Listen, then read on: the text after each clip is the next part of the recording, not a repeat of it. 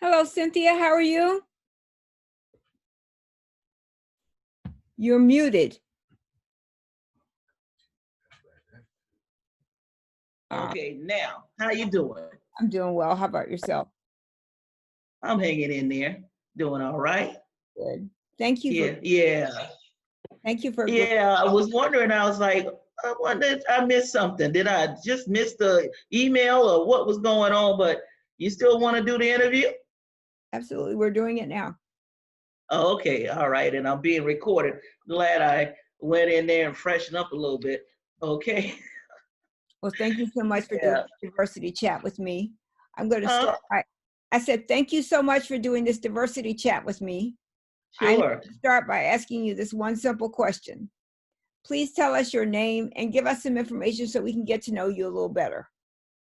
All right. My name is Cynthia Brown Robino, and I am currently the work-based learning coordinator / career specialist at Ridgeland Hardyville High School, which is a part of the Jasper County School District in Jasper County, South Carolina. I have been doing this work for about 20 years, and I have a background in business before I came to education. So I worked in business about 25 years before I came to education. So I feel I'm well suited for this position because I have experience being out there in the workplace, and have had several different positions over my career. And I believe I can help students be based on that experience. Can you tell me the makeup of your students, both gender and ethnicity? All right. It's probably about 50-50 male, female.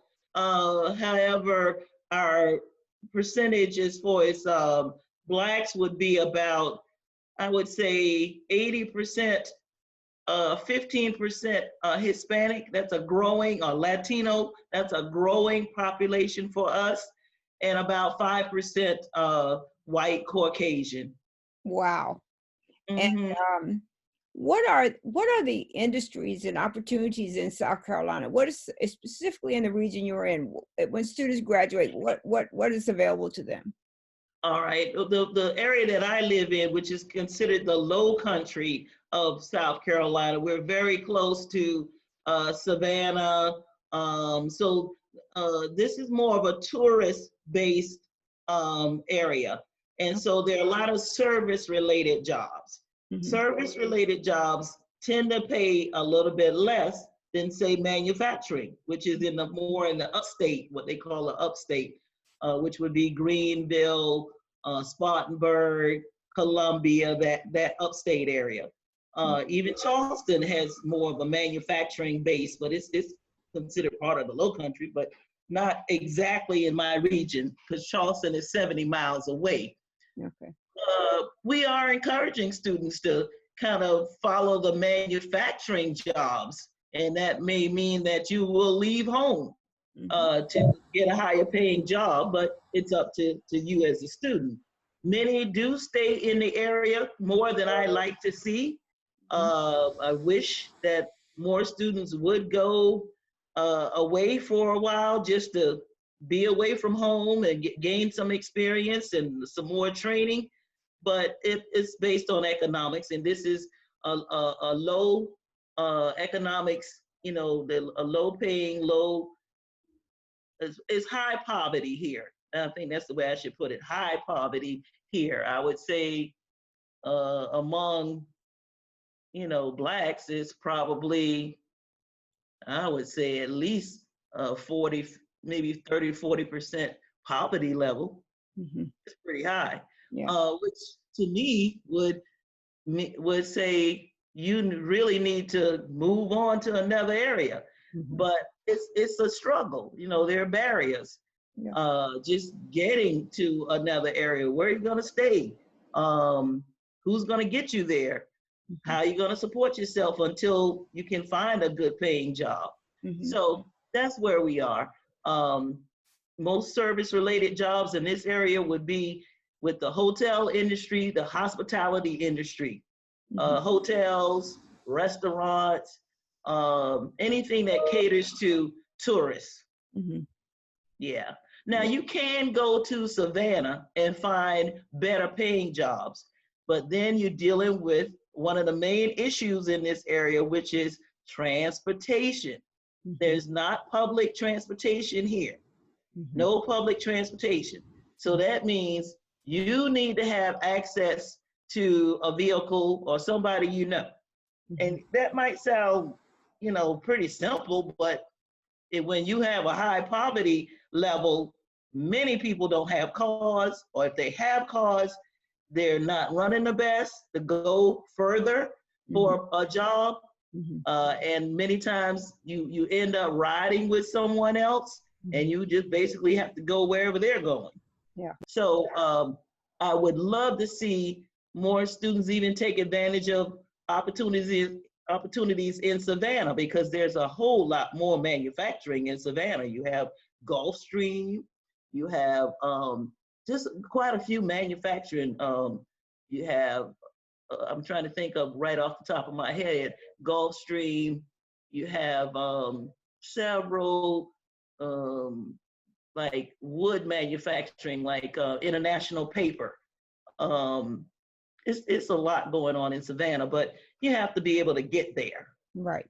Right. Yeah, I remember yeah. quite a few years ago, Gulfstream offered me a job, and your cousin was not sure he wanted to live there, so we did not take the job. So we stayed here where we are in North Carolina. Let me ask Mhm. you this question. You keep saying manufacturing. Do you not aspire for them to be doctors, lawyers, change agents, those kind of things? Or is it such that the poverty and the level of opportunity doesn't even provide that as a lens of opportunity? Well, I of course would love to see them go on to whatever their career interest is. Mhm. Would love to see that. Higher level degrees would be fantastic. And out of our student who are graduating, I would say about 20% go on further to college, whether it's a 2-year or 4-year institution. Based on the income level, I actually encourage students based on their income level. If it's a low income, I suggest that they do the 2-year route with Mhm. technical college, Mhm. because that's almost paid for by the state. They're local, but it's over in Beaufort.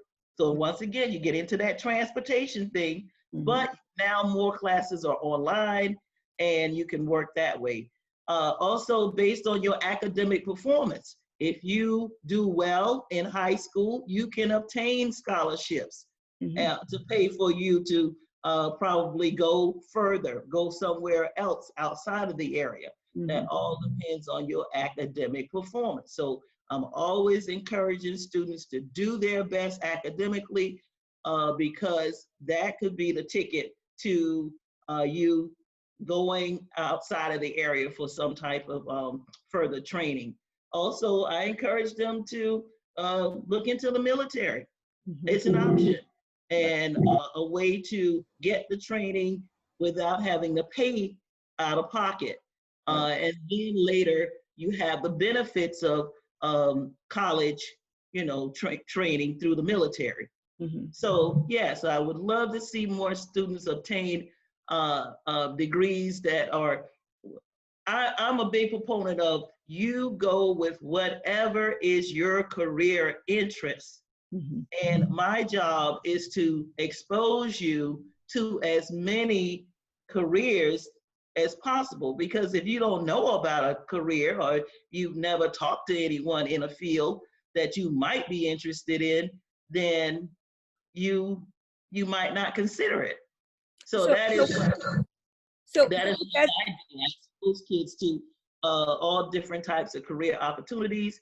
We do a lot now through video chats, but leading up to the virus, leading up to this year, we actually preferred to take kids out on field trips to the actual work site, because I think it's important to see where people work, what they're doing, see them working, talk to them in person. Um, I think it had a greater impact on them to be there at the work site.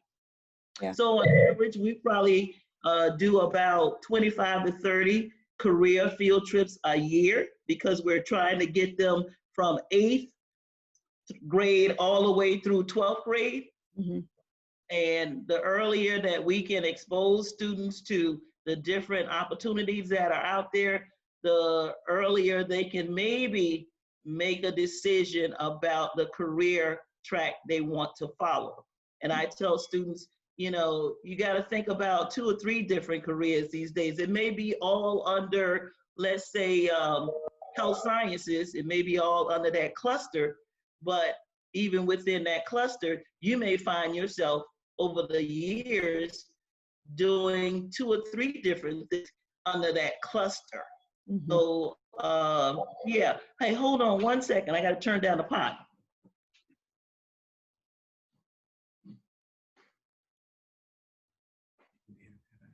All right, I'm back. No worries. Let me ask you this. Considering what you described in terms of the poverty level there where you are, do you have crime? And what type of crime do you have, if you have any? Yes, we do have crime. I'm sorry to say, for a county that only has a population of maybe 30,000 people, the level of crime to me is a bit high for a small place like this. And you usually see it's something like drug related because people trying to make money any way they can.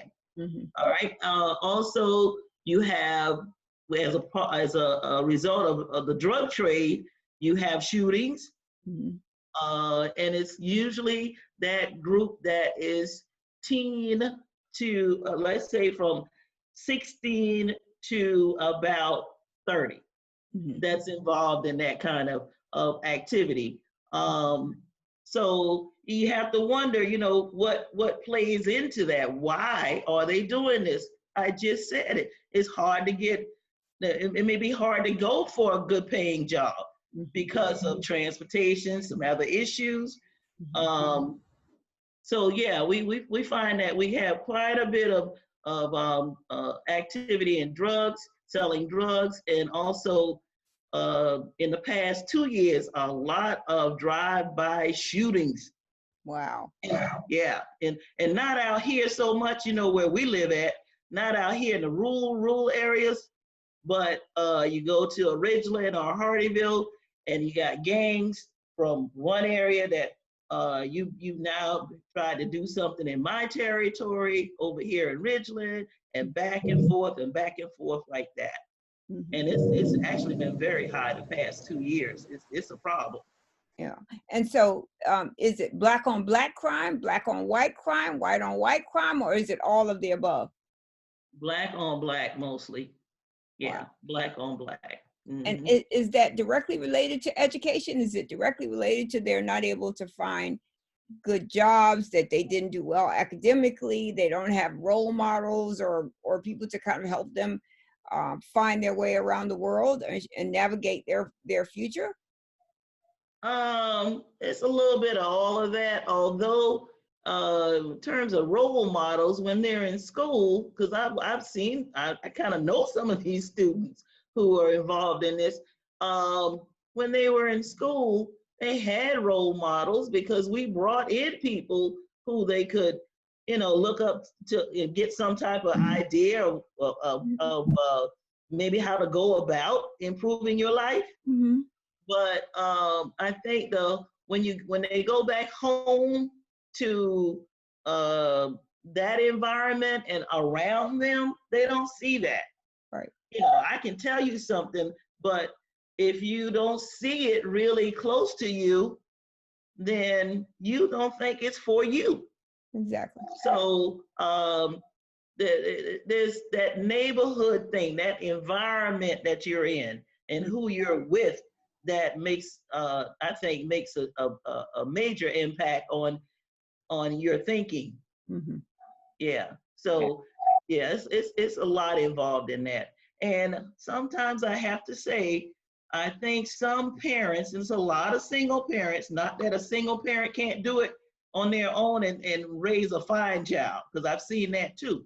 Mm-hmm. But I do think it's harder to be there because sometimes single parents are working 6 days a week, 7 days a week. They're trying to do the best they can.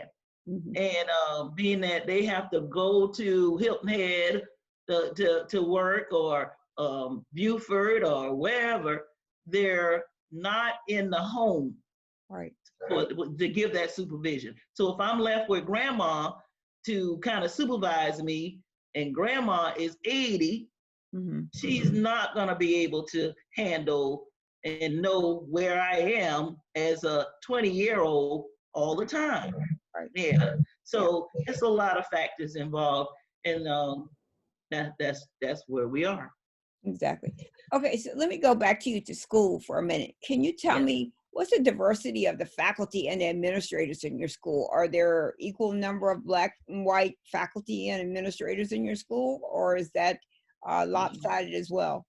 That's lopsided as well. And being that we're a rural community, even though we're close to the beach, within 40, 45 miles, now Beaufort County doesn't have as much of a problem recruiting teachers, because they can always play up Hilton Head, beaches, just more of a suburban-like area with conveniences. You know, Bluffton is like one of the fastest growing places in South Carolina, whereas Jasper County has a high poverty. It's very rural. You have to. It's not that convenient to find entertainment here. You normally have to drive somewhere else. And for younger people, younger teachers maybe who are coming in, or even young families who would come in to say the parents or teachers, or a parent is a teacher, that's a drawback. So we have a high turnover. That's another factor. The test scores and all of that are not good. And that has a lot to do with a high turnover in the number of teachers that we have from K through 12. It's a high turnover of teachers. Also high turnover in administrative positions. I think this superintendent in the past, let's see, we've had her 2 years. In the past 5 years, we've had 3 different superintendents. Now that's a problem, because I have a plan as a superintendent. It's probably going to take 4 to 5 years for my plan to show some type of results. But if I'm only here 2 years, and then I'm let go, or I decide to leave to go to a better, what they consider a better position, now somebody else comes in. It's not going to be the same plan, and here we go, starting all over again. Yeah, that has been a major factor in the lack of success that I think we could have reached had we had someone stay for a longer term. In my 20 years, I think the longest tenure for a superintendent in this area, don't quote me on this, but I'm thinking, I remember one superintendent stayed maybe 5 years, and that was about it. We need somebody that's very good and could probably stay about 5 to 10 years to really have an impact. Yeah. So let me ask you this. So what you just described sounds pretty terrible, but tell me this: are the people that are there, are they paid enough so that they can have a sufficient lifestyle for where they are, both rural and the ability to go to Savannah or Hilton Head or wherever they may want to go?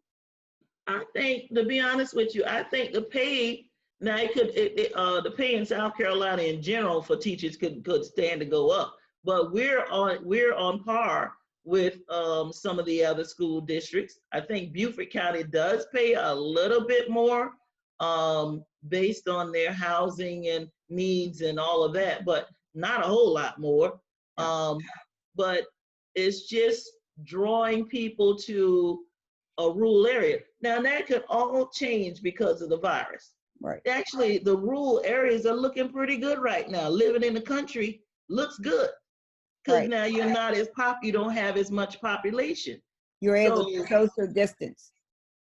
yes. Yeah. And so that may turn, in the months to come, because and our school is I know at the high school last year we had about 650 high school students. Mhm. We are the only public high school in the county. The only public. There are about 4 private schools, and that's where your white population is at. But a lot of high schools across the country have 1,000 or 1,500 students at a high school, where we average anywhere between 600 and 700 a year. That might be attractive now. Yeah. Okay. Yeah. Let's change the subject. Okay. South Carolina. I grew up in South Carolina, a little small town called Walterboro. Yeah, I'm familiar. I was Growing up, there last week. growing up in South Carolina, I was born in 1958. Yeah. And until I left when I was 16 or 17, I don't remember which one it is now, but I had been called the N-word so often. I didn't think it was offensive because it was just something that you heard. Yeah. Have you Right. ever experienced that? Have you ever been called the N-word or made to feel like you were not equal or on par with your counterparts? Yeah. Now, I have never been called the N word, but as far as feeling that feeling of not being on par or equal, yes, I have felt that and continue to feel that. I went to I try to work with our local chamber of commerce. Mhm. Makes sense. I'm working in work development. So we should be buddies. Right. All right, in other major areas, the work-based learning coordinator usually has a great relationship with the Chamber of Commerce, because the chamber has all the businesses signed up, right? Right. But that is not the case. In my 20 years of working in this county, I am still trying to make inroads with the Chamber of Commerce. Mhm. And the chamber is probably 97% white. Of course. All right. And so, and the 3% black that they have are hand-picked people. Right. Right. So the other blacks who have businesses are not interested, or either not recruited aggressively by the county chamber. That's the problem. Yeah. I also went to a chamber meeting recently on Hilton Head. Mm-hmm. They were talking about workforce development with students, internships, apprenticeships, things like that. And when I got to the chamber meeting and looked at everybody who was around the table, I had not been in this situation in a long time. This was back in January that I went to this meeting. I was the only black person at the table out of about 30 people sitting there. And I looked around and I said to myself, something is wrong with this. We seem to be going backward. Yeah. Exactly. And I had been over to Hilton Head before to meetings like maybe 2 or 3 years ago, and it was not that way. Mm-hmm. So with the change in maybe the political, a political atmosphere, there's some changes over there in Beaufort County. Yeah. So yeah. Let me ask you this question. Have you seen the video of Mr. Floyd? I saw not the whole 8 minutes because I don't think I could take it. Mm-hmm. Yeah, not the whole 8 minutes, but I saw clips of it. And what was your impression of what you saw? Oh, I was so outraged. Like I said, I couldn't watch the whole thing. I saw that the cop was so arrogant and so sure that nothing would happen to him. Mm-hmm. That he was sending a message almost that, hey, I can just kill this guy and it's okay. I mean, his look, the look on his face and the hand in the pocket was just so unbelievable. And that he would do that during the day, knowing somebody is taping him out in the public like that. It was outrageous. Absolutely. Yeah. So, so you have black family members, brothers, cousins. Yes, I thought it could be Aunt. any of them. Yep. Yeah, I thought it could be any of them. At Right. any time, they could get stopped, and a fool could like him could be the officer, and anything could happen to them. That's the first thing I said. I said I got 5 brothers. I said bunch of first cousins, and every other relations and kids. I mean, the kids I work with. Yeah. They could be any of them. Yeah.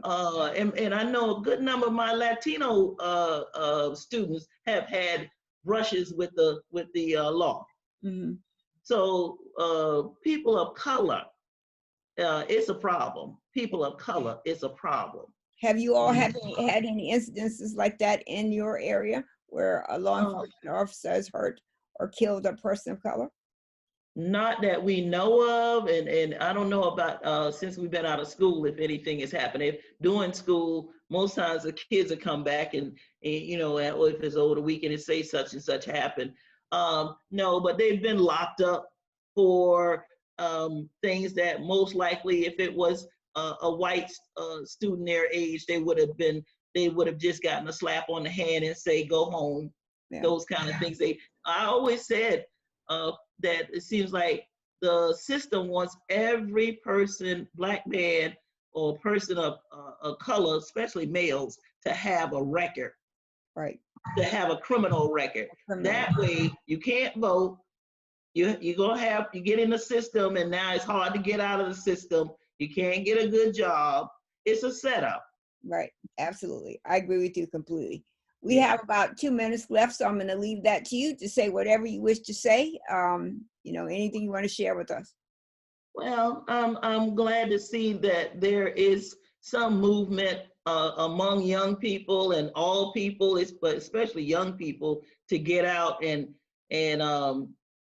protest about what's going on. Mm-hmm. It's been building up for a long time. This just didn't start with Mr. George Floyd. This has been building up, and I think, yes, let them get out there and peacefully protest. Also, it's going to take more than that, going to the voting booth. And we actually had a revolution in Jasper County the first Tuesday in this month when we had our primary. We ousted about 3 white council people who had been in there forever. Mm-hmm. But we had black candidates running against them. Mm-hmm. And with the tide of the George Floyd incident and the whole, momentum behind that, mm-hmm. that people came out to vote like they have never voted before. Mm-hmm. And we got those folks out of there. Well, and that was good to see. Yeah. So I would say voting, writing to your representatives, peaceful protests, doing better in school. Right. I can't tell them enough how important a good education is going to be to overcome some of these barriers. That's correct. Right, because you can't be low performing and expect to get a very high paying job. Right. And everybody has a talent. Everybody has a talent. And I want teachers, I think sometimes teachers are a little narrow-minded. Everybody is not going to college. Everybody is not. There are some very good trades out here. And I call it technical education, where you can get trained to be, to get a very good paying job. The unions still need to be in effect. I know some guys in different unions, whether it's electrical, iron workers, pipe fitters, that they're making 6 figures because they go and get trained for these areas and work at Savannah River plant, or there's a new nuclear plant that's being built. But they with the union, they're guaranteed a certain wage and very good benefits in retirement. So I would hope that this has been a fight for 20 years to get teachers to understand that we have to go with the child's career interest, not what mama thinks he should be, not what daddy thinks that child should be, but what do you want to be? Right. Yeah, that's where we. Well, this has been very informative, Cynthia. I mean, I really, I left what's called the Low Country when I was 17, I believe, and I have been back to visit Walterboro a couple of times. I had an uncle that used to live in St. George, and of course to visit you and the family farm and all that stuff, and it's been beautiful. And I had never really recognized how, when my mother would tell me to get a good job and get out of South Carolina, I really didn't understand what she was telling me. But I don't believe I would be who I was today if I would have stayed in South Carolina, So yeah, it's good. and I feel the same way that when I came out, we're the same age. When I came out of high school in '76, in order to improve your life, you had to move away. Yep. But in 2020, I don't think that is necessary, not necessary for everyone, because that you have to leave this area to be successful. Because I do know some people who have stayed in the area, but they have done a lot of work getting good training, and that has helped them to make over 6 figures here and do well. But it's all a matter of continuous training. Right. Yeah, continuous training. You have to train. If you see another opportunity come about, take it. And I always, there's an acronym I have that and I'll finish with this. There's an acronym that I sometimes put on the board, especially if it's a tough crowd of kids. You just don't seem like you can get through to some people.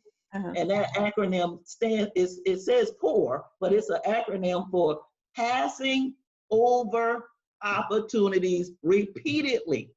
Yeah, that's beautiful. That's where you're gonna be. POUR. That's beautiful, Cynthia. Yes. Yeah. All right. Well, thank you for the opportunity, and I hope your study will help to make something happen. I hope it'll help to bring about some kind of change. I think it will, because I think, just like the story you just told us a few minutes ago, many of us don't know that. Like for me, as well as I know you, I learned a lot just by listening to you talk. So I think that I don't have an agenda, or I'm not trying to push or anything. What I am trying to do is give people who normally don't have a platform to say whatever they want to say. And hopefully we, as a Black and Brown community, can use that to grow. And I am going to steal that POUR from you. So tell me again, passing over opportunity repeatedly. That's right. That's right. Yeah, that is so right. And I'll just say one other thing, being that I came from this area and then like I left, and I was able to, with education and good training, and of course, good social skills. Now, sometimes social skills are lacking in this area with young people. Good social skills will take you a long way too. How do you relate to other people? But I was able to, coming from this area, my first real job was at North Carolina National Bank in Charlotte, which is now Bank of America on that corner of Trade and Tryon. All right. But I was able to, that was my first real job. But what got me there, along with education, social skills, was building confidence. And I see that as one of the major issues with our young people in this area. They lack confidence. Yeah. Well, and I'm here to help them build it. And I think you're doing a fabulous job. Thank you. I will send you a copy of this video so you can look at it. Good. All right. It, you will tell me if I can upload it or not, or if you want to do over. Okay. Okay. I'm okay with it. Go ahead and do what you need to do. I can go ahead and upload it. Yeah. Yeah. Well, thank you so much. And I appreciate your time. And Thank hopefully we'll you. get to a time when the family can get together again. Yes? Yep, that'll be good. Look Ab- forward to it. Hopefully see you Monday night. Okay. Thank you All very right. much. Stay well and be safe. And thank you for the work that you do. Thank you. All right, bye-bye. Take care. You too. Bye.